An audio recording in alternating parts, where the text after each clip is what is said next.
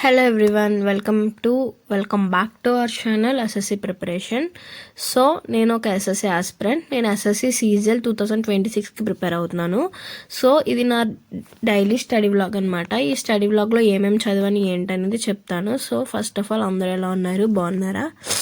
So కొంచెం ఈ తుఫాను వల్ల కొంచెం హెల్త్ అయితే అప్సెట్ అయిపోయింది. సో వాయిస్ అలా ఉందనుకొని ఏమనుకోవద్దు. సో ఇంకా first to do list prepare చేశాను, అంటే ఈరోజు ఏమేమి చేయాలి ఈ డేలో అని. సో ఫస్ట్ యాప్టిట్యూడ్లో రూట్స్ టాపిక్ ఆల్రెడీ ప్రాక్టీస్ చేశాను కదా, ముందు వీడియో చూస్తే మీకు అర్థమవుతుంది. సో అది కంప్లీట్ చేసేద్దామని ఫస్ట్ యాప్టిట్యూడ్ పెట్టాను. తర్వాత వొకాబులరీలో నేను డైలీ 60 వర్డ్స్ చదువుతాను కదా, సో అవి 400 అయ్యాయి. ఒకసారి మళ్ళీ రిపీట్ చేద్దాము 400 అని చెప్పేసి వొకాబులరీ టాపిక్లో అది.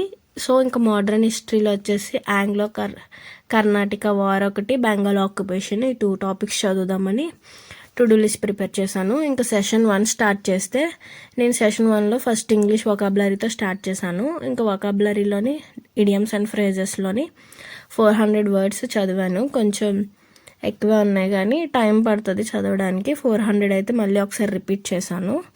సో ఎవరైతే మీ దగ్గర బ్లాక్ బుక్ లేకపోయిందనుకో, సో గూగుల్లోకి వెళ్తే దీని యొక్క రిలేటెడ్ పీడిఎఫ్ ఉంటుంది. సో మీరు సెర్చ్ చేయండి English black book vocabulary in 2025 updated అని.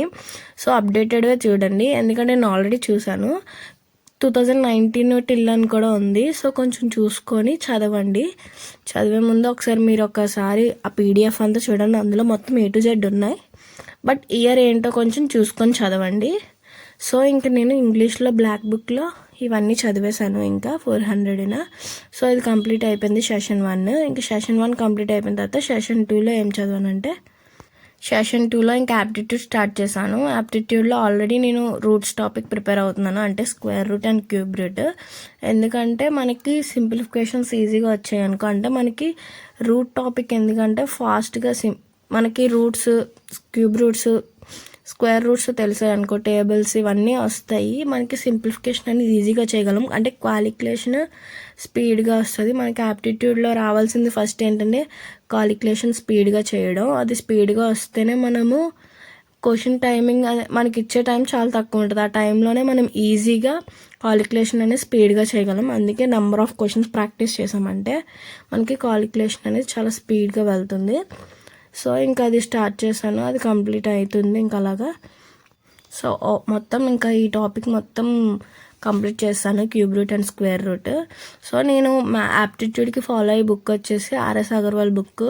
ఇది ఎస్ఎస్సికైనా ఎంటీఎస్కైనా బ్యాంక్ ఎగ్జామ్స్కి మొత్తం ఆర్ఆర్బీకి కానీ మొత్తం అన్నిటికీ బాగా యూజ్ అవుద్ది. సో ఇక్కడ ప్రీవియస్ క్వశ్చన్స్ కూడా ఇస్తారు, బ్యాంక్ ఎగ్జామ్స్లో వచ్చింది కానీ ఎస్ఎస్సిలో వచ్చేవి కానీ మొత్తం A to Z అన్నీ ఇస్తారు. సో ఇంకా మొత్తం టాపిక్ అంతా కంప్లీట్ చేశాను, cube root and square root. ఇంకా ఈ టాపిక్ కంప్లీట్ అయింది. సెషన్ 2 కూడా కంప్లీట్ అయింది. సో కొంచెం మనకి ఇప్పుడు ఫెస్టివల్స్ వచ్చాయని తర్వాత తుఫాన్ వచ్చిన తర్వాత చాలా లాంగ్ బ్రేక్ వస్తుంది అనమాట స్టడీ మళ్ళీ చదవడానికి. అంటే గ్యాప్ వచ్చిన తర్వాత చదవడం అంటే చాలా కష్టంగా ఉంటుంది కదా. సో కొంచెం హెల్త్ కూడా అప్సెట్ అయ్యింది. తర్వాత ఇంకా వీడియోస్లో ఫర్దర్గా టైం మేనేజ్మెంట్ గురించి కానీ, సెల్ఫ్ ప్రిపరేషన్ కానీ, ఆన్లైన్ కోచింగ్ ఏది బెస్ట్ అనేది కూడా వీడియోస్ చేస్తాను. వీడియో చేయమంటారు, వాటి మీద కూడా చేయమంటే కామెంట్ చేసేయండి. సో మనం డైలీ జీకే క్వశ్చన్ ఒకటి నేర్చుకుందాం. ఏ టాపిక్ అయితే ఆ టాపిక్ నేను ఒక క్వశ్చన్ అడుగుతాను, దానికి మీకు ఆన్సర్ తెలిస్తే కామెంట్ చేసేయండి. సో ఈరోజు క్వశ్చన్ టాపిక్ నేను చదువుతాను. అసలు వాట్ ఈస్ ప్రిమేబుల్ అంటే ఏంటి?